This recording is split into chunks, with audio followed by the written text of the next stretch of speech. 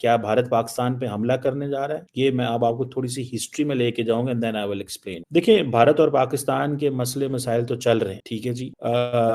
ये जो आईबीजीज हैं वो ये कह रहे हैं कि जनाब हम माउंटेनियस बॉर्डर ट्रेन पे बना रहे हैं, अरुणाचल प्रदेश, सिक्किम, ठीक है जी, इन इलाकों में, और ये कह रहे हैं कि हमारे पास एक नया वॉरफेयर मोड है। आईबीजीज कह रहे हैं कि हमने ये चाइना के लिए रख, लेकिन असल में ये आइडिया कंसीव हुआ था पाकिस्तान के लिए। अब army chief, Indian army chief का ये है कि वो सालाना एक प्रेस कॉन्फ्रेंस कर, पाकिस्तान के आर्मी चीफ कोई प्रेस कॉन्फ्रेंस, कोई army chief never a Pakistani army chief have spoken to the media, लेकिन इंडियन आर्मी चीफ बोलते हैं। अब उन्होंने जो इंडियन आर्मी चीफ ने ये जो बात की है कि ये जो आईबीजीज हैं, इंटीग्रेटेड बैटल ग्रुप्स, इनकी क्योंकि फाइनेंशियल इंप्लीकेशंस होती हैं, बहुत सारा पैसा चाहिए, बहुत सारे रिसोर्सेज चाहिए, तो इसके ऊपर उम्मीद है हमें ये चीज मिल जाएगी। और अब सवाल ये पैदा होता है, ये जो नॉर्दर्न थिएटर कमांड है, ठीक है, इसमें ये क्या होने जा रहा है। मैं आपको थोड़ा सा माजी में ले आता हूँ और फिर इसमें मैं आपको बताता हूँ कि ये आईबीजीज क्या करने लगे हैं।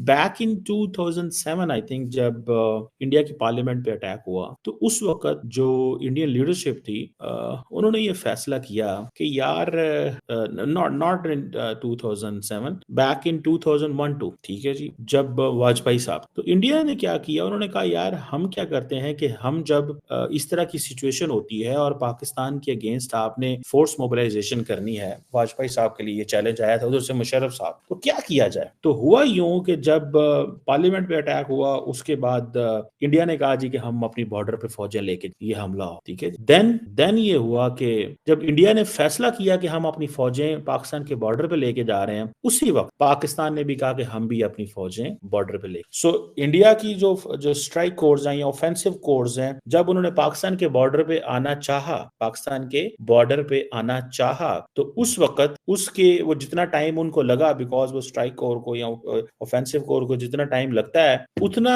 उससे ज्यादा टाइम में पाकिस्तान वहां पहुंच गया। देखिए, कहते हैं वॉरफेयर में एक एलिमेंट होता है, एलिमेंट ऑफ सरप्राइज। तो बेसिकली पाकिस्तान ने वो एक सरप्राइज दिया कि वो कह रहे हैं कि हमने जाना है, उन्होंने फैसला, उन्होंने बात पहले कर दी, फोर्स बाद में पहुंची। इन बिटवीन पाकिस्तान की जो गुजरांवाला या मुल्तान, यहाँ पे आई थिंक ऑफेंसिव फोर्सेज हैं, तो वो पहले पहुंच गई। जब पहले पहुंच गई तो वो एक, उन्होंने कहा जी हम तो इंतजार कर रहे हैं इंडिया आए और फिर हम देखते हैं क्या होता है क्या नहीं होता। देन एक चीज वो उन्होंने महसूस की कि यार ये तो थोड़ा सा एक तो मसला बन गया। दूसरा इंडिया ने क्या किया, ये दिस इज अ हिस्ट्री। दूसरा उन्होंने क्या किया, दूसरा उन्होंने ये किया कि 2007-8 में 9 में आई थिंक इंडिया ने दोबारा फैसला किया कि हमें अपने बॉर्डर पे एक तरह का ग्रुप बनाना, उसका नाम रखना चाहिए आईबीजी। अच्छा, ये ग्रुप क्या होगा? उन्होंने कहा जी ये जो ग्रुप है इसका मतलब क्या होगा? उन्होंने कहा जी ये इंटीग्रेटेड बैटल ग्रुप्स हैं, ये पाकिस्तान के मुख्तलिफ बॉर्डर एरियाज पे तकरीबन 6 से 7 इलाकों के अंदर, मिसाल के तौर पे इधर कश्मीर है, आगे मतलब पंजाब में, सिंध में और जगहों पे 6-7 एरियाज के अंदर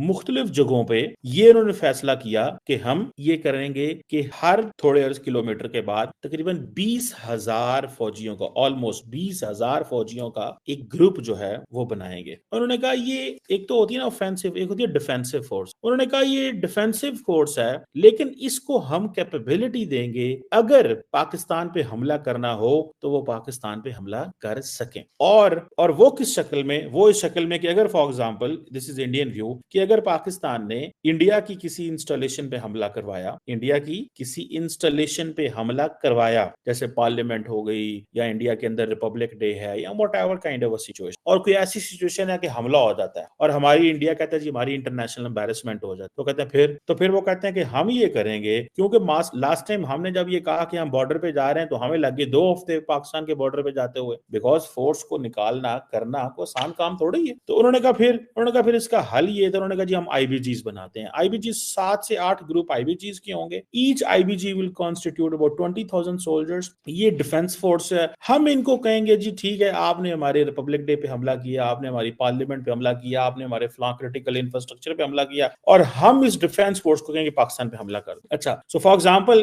hypothetically speaking, on any odd day, किसी दिन इंडिया के किसी इंस्टॉलेशन पे कोई हमला होता है, एज इंडिया का मॉडल ये है, नॉन स्टेट एक्टर करते हैं। इंडिया कहता है कि ये जो हमारी डिफेंस फोर्स है, जिन्हें हम आईबीजीज कहते हैं, ये इमीडिएटली हिट करेंगे, पाकिस्तान को अटैक करेंगे। जब ये अटैक करेंगे तो ये 7 मुख्तलिफ एरिया से अंदर आ जाएंगे। जब 7 मुख्तलिफ एरियाज में ये अंदर आएंगे तो देन आप उसमें फिर आप देखिएगा कि एक तमाशा लग, और फिर क्या होगा, फिर उन्होंने कहा जनाब फिर तो लॉटरी निकल आएगी। लॉटरी इस तरह निकलेगी कि जो जिसे कहते हैं ना कि पाकिस्तान के लिए मुश्किल होगा, पाकिस्तान तैयार नहीं होगा, और जब पाकिस्तान तैयार नहीं होगा तो हमारे पास वो कहते हैं कि 72 से 96 आवर की विंडो होगी। इस 72 से 96 आवर की विंडो के अंदर हम पाकिस्तान का बहुत सारा जो इलाका है या बहुत सारा एरिया जो है वो कैप, और ये करेगी आईबीजीज। ये अच्छा, अब अगर if this that was the model, बाद में लेकिन इंडिया ने कहा जी कि नहीं, हमने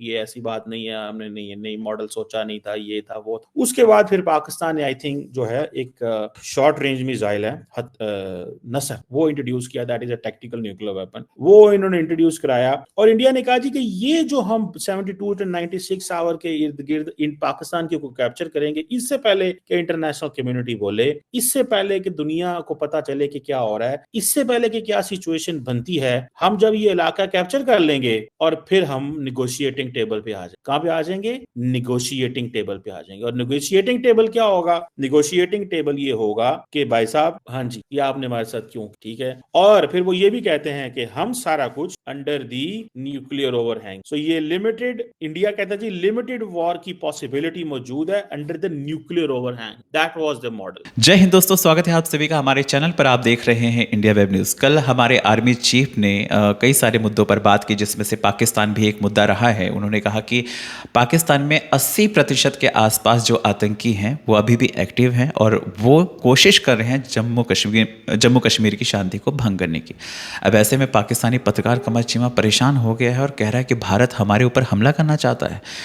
कह रहे हैं कि भारत दिसंबर 2025 तक हमला कर सकता है। भाई बिना बात के कैसे बात निकाल लेते हो यार? अभी तो कहा ही नहीं, अभी तो बस इतना कहा कि 80% जो आतंकी हैं वो पाकिस्तान की सीमा में हैं, और अगर खत्म करना होगा तो हम वो कभी भी खत्म कर सकते हैं। और हाँ, अगर तुमको लग रहा है कि भाई जाहिर सी बात है भारत हमला करेगा, तो भारत को हमला करने की जरूरत नहीं है। भारत का एक ही मकसद है, वो है पीओके, और भारत पीओके ले लेगा। और पीओके लेने के लिए बहुत ज्यादा कुछ करने की जरूरत नहीं है ना। पीओके में जिस तरह से अभी हालात है ना, पीओके खुद बोलेगा भाई साहब हमको जोड़ लो, और तुम्हारी जो आर्मी वहां पे बैठी है ना उसको मार मार के भगाएगी। तो कुछ ज्यादा करने की जरूरत नहीं है। और अगर आप फिर से अपने लोगों के अंदर दहशत फैलाना चाह रहे हैं कि भारत हमला करने वाला है, फैलाओ यार, क्या दिक्कत है? ये डर अच्छा लगता है। भारत को जब हमला करना होगा ना तो हमला तुरंत कर देगा, समझे।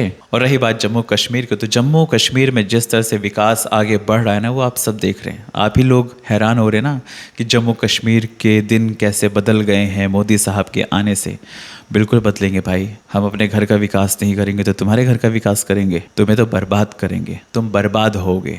और रही बात पीओके की, पीओके के लोगों को अब लग रहा है कि भाई वो गलत जगह पर फंस गए हैं, अब उनको वहाँ से निकलना है, इसलिए वहाँ पे लगातार दंगे फसाद हो रहे हैं।